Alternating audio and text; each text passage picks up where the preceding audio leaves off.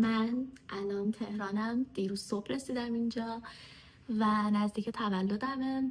قراره که بریم جنوب. الان هفتمه و فردا ظهر قراره که حرکت کنیم به سمت بندرعباس. من از دیروز یه جورایی میشه گفت که هر بدشانسی که میتونستم بیارم و آوردم، چون که به محض اینکه میخواستم پیاده شم از قطار، چرخ چمدونم شکست و من اونجا نفهمیدم. من از پله برقی اومدم بالا و داشتم حرکت میکردم به سمت ماشینی که گرفته بودم و بعد اونجا تازه متوجه شدم که چمدونم داره کشیده نمیشه روی زمین و مجبور شدم که کل راهو دوباره با پله برگردم و برم پایین توی قطار و ببینم که چرخش کجا افتاده. و خوبه که یه نفر کمکم کرد، چمدون رو واسم از پله ها آورد پایین و یعنی واقعا نمیتونستم بلندش کنم و این فکر کنم دومین باریه که من دارم چرخ یه چمدون رو میشکنم. یا برم یه دسته یه چمدون شکونده بودم و نمیدونم چرا همیشه این اتفاق سر چمدونه من میاد. فکر کنم به خاطر اینه که واقعا زیادی وسایل برمیدارم. ماشین پیدا نمیشد، اسنپ تاکسی هیچ کدوم پیدا نمیشدن و مجبور شدم که تاکسی بگیرم. واسه اولین بار یه تاکسی گرفتم و چمدونم رو یک جور آقا گذاشته بود تو صندوق عقب که کل راه استرس اینو داشتم که چمدونم بیفته، چون که 2 تا چمدون دیگه اون تو بود و صندوق عقبش اصلا جا نداشت. کل جای صندوق عقبش انقدر بود و چمدون منو با طناب بسته بود و کل مسیر من از آینه فقط داشتم نگاه می‌کردم که یه چیزی پرت نشه و کل وسایلم به باد بره. بعد رسیدم و اینجوری بودم که خب یکم احساس گلو درد میکنم و هنوزم یک مقداری گلوم یه حالیه. من 1 سالی هست سرما نخوردم و بعد گلوم اینجوری شد چون توی قطار خیلی از صبحش یهو هوا سرد شد و من با تاب خوابیده بودم با یه دونه ملافه، چون بدم میاد از رخت خوابایی توی قطار استفاده کنم. معمولا تمیز نیستم و همیشه ملافه به خودم میبرم. دیگه خلاصه که هر اتفاق بدی که میتونست واسه من بیفته، یادم رفت کنم بزنم، هر اتفاق بدی که میتونست واسه من بیفته تقریبا افتاد. امیدوارم که مریض نشم، گلو دردم خودش خجالت بکشه و بره و اینکه دیگه اتفاقی نیفته تا ما برسیم به جنوب. و قرار نیست که بندرعباس بمونیم، قراره بریم نمیگم کجا، بهتون نشون میدم تو ادامش. اینجا مثلا داشتم تلاش میکردم که یه سری لوازم آرایشمو بر ندارم، چون که میدونستم اضافه است و استفاده نمیکنم و واقعا هم استفاده نکردم به جز فقط واسه یه میکاپ تولدم، ولی بازم یه کیف بزرگ شده بود که خیلی جا میگرفت و سنگین بود.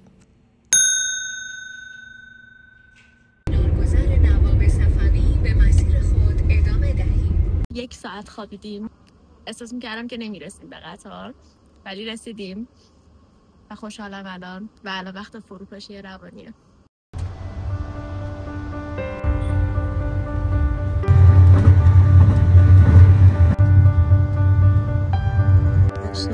هوای سرد بود باز.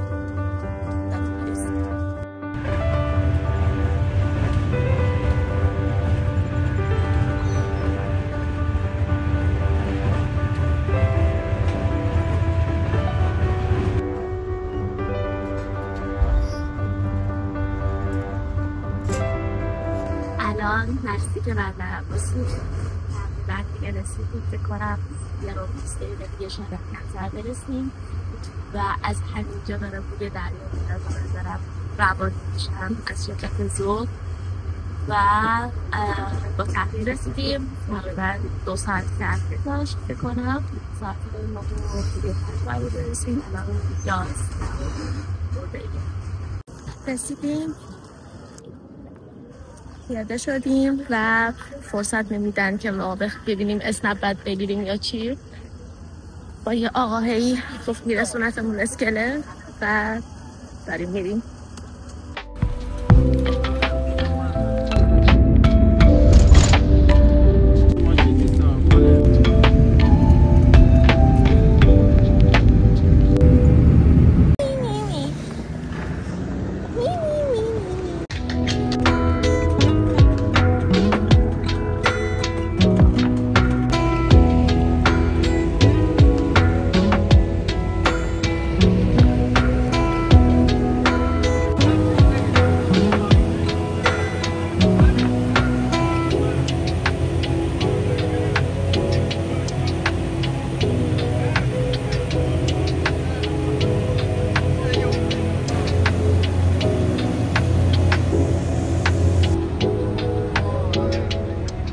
الان چند تا دلفین دیدم و تا گوشمو در آوردم رفتن و رسیدیم قشم. هنوز نرسیده، موهام کاملا مشخصه که چقدر گرمه و شرجیه. هرچی قوطو کردم بس شد. ما از اسکله حقانی بندر عباس بود اومدیم قشم، اسکله زاکری. بعد الان باید بریم اون سر قشم کندالو و سوار قایق شیم.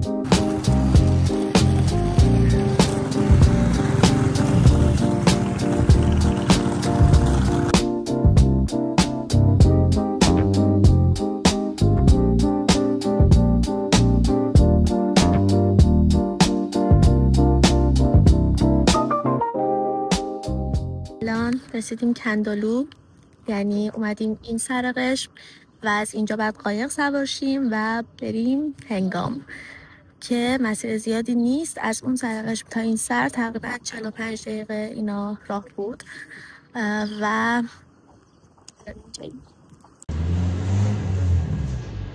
نینی چقدر تو سفیدی عزیزم.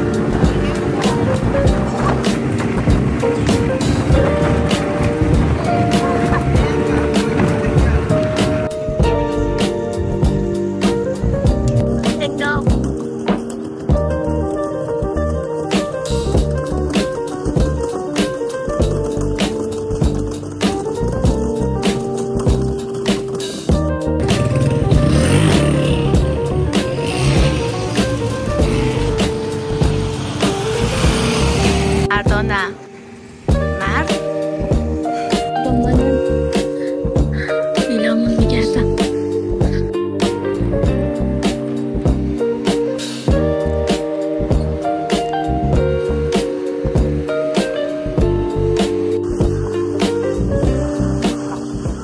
ویوی که میبیرم براش از تو ماسه بعد بیاین تو ویلا و زبونم لاله واسه اینکه انقدر خوشحالم.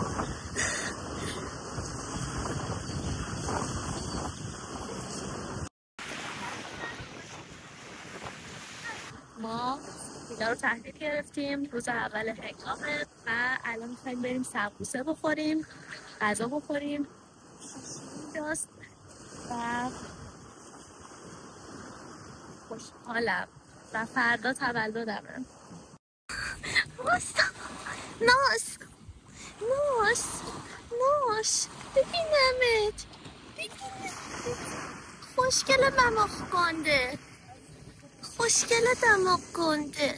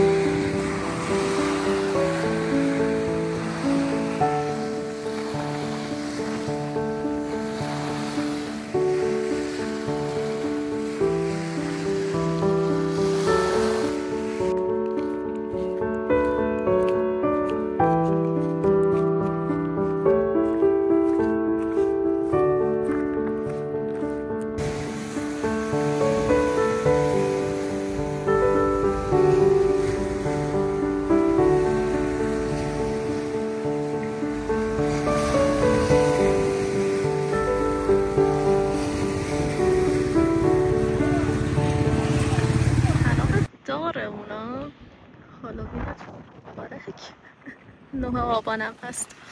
ما داشتیم رد می شدیم بعد که خود دیدیم که اینجا یه کافه هست که اسکلت داره و داشتم میرفتم سمتش چون ناخودآگاه هم واسش باز شد و داشتم کشیده می شدم.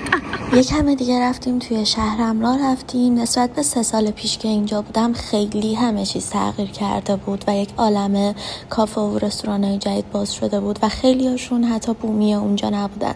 خیلی از آدمای دیگه اومده بودن اونجا زندگی می‌کردن و مغازه زده بودن و خیلی جالب شده بود و یک عالمه هم پیشی رندوم اینور اونور می‌دیدیم که بسیار لاغر و لوس بودن و این دوتا عزیز اینجا نشستن. بعدش هم برگشتیم ویلا. میخوام خوشگل ترین جای ویلا رو بهتون نشون بدم که از شدت ذوق میخوام بمیرم. بیان.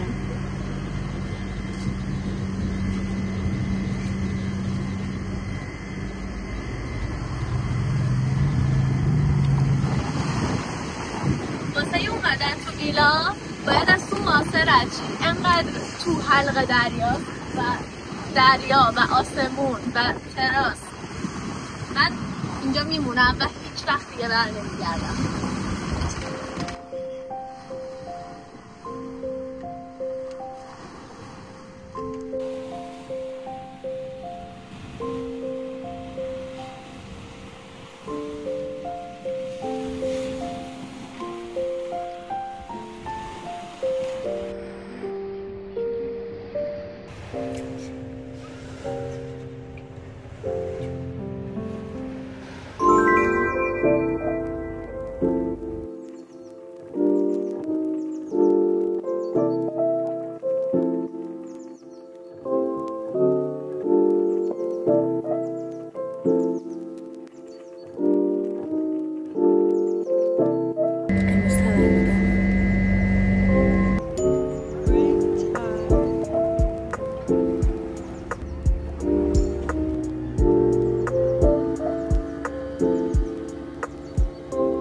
روز تولدم اینجوری شروع شد که رفتیم تور تفریحی با قایق. یه مسیری و بعد با قایق میرفتیم تا میرسیدیم به جایی که معمولا دلفینا میان اونجا و میان روی آب. واقعا تعدادشون خیلی زیاد بود و نکته مهم این بودش که قایق‌ها وقتی که میخوان بیان دلفینا رو نشون بدن نباید توی این قسمت خیلی سرعت بگیرن و گاز بدن، به خاطر اینکه میترسن و میرن زیر آب و اینکه همیشه دیده نمیشن. بعضی وقتا ممکنه که کلا نباشن، ولی ما اون روز یک عالمه دلفین دیدیم و واقعا هم نزدیک اون شنا میکردن و خیلی بامزه بودن.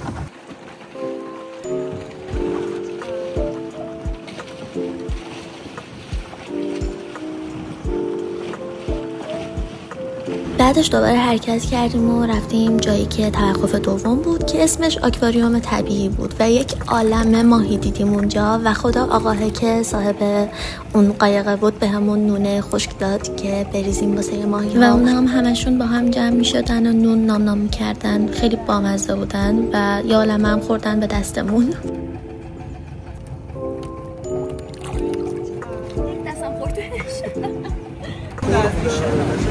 جز منابع تجدید ناپذیره دیگه به وجود نمیاد. دست ما اینقدر بندش کردن خوردن یه چیزی درمت شدن.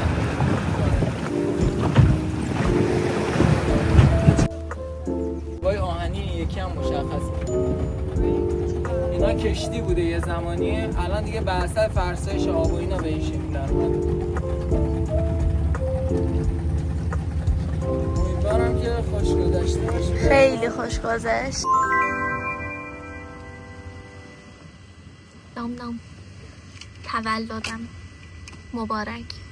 قلیه ماهی بالاخره 3 سال پیش که اومده بودیم عاشقش بودم، از همین خاله فریبا و الان دوباره خیلی خوشحالم که میتونم بخورم.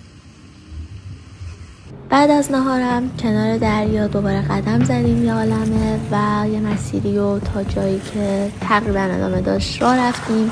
یه عالمه چیزای مختلف دیدیم، کلی خرچنگ دیدیم که اونجا داشتن واسه خودشون زندگی میکردن و کلا توی جنوب خرچنگ خیلی زیاده، یعنی شما یا جسد خرچنگ پیدا میکنین یا خودشو که دارن راه میرن و از آدم خیلی میترسن، همش قایم میشن توی صخره ها.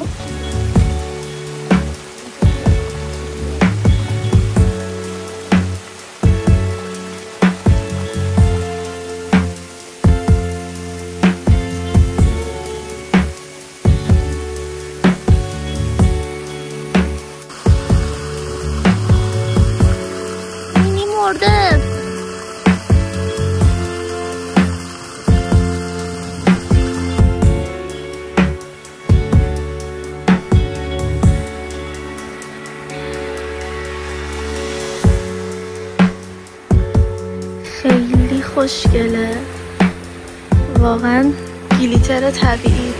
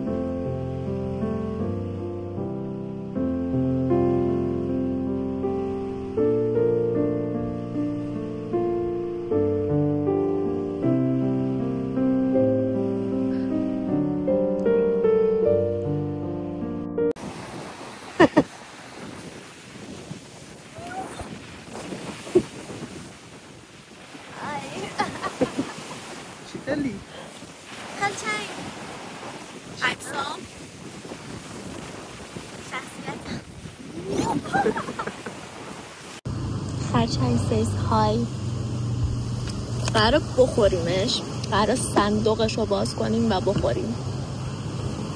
حتی نمیدونم چه مزه‌ای قرار بده ولی بوی شدید دریا میده.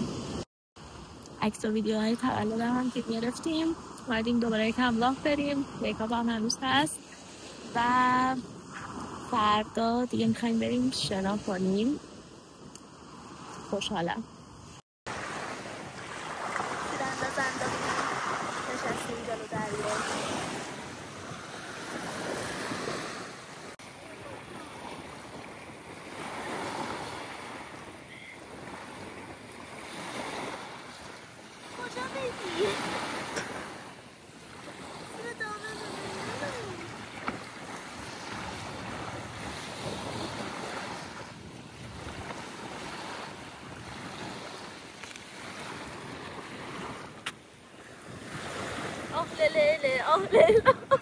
پیشی بلند نمیشه از روی تیرانداز. پیشی خیلی راحته.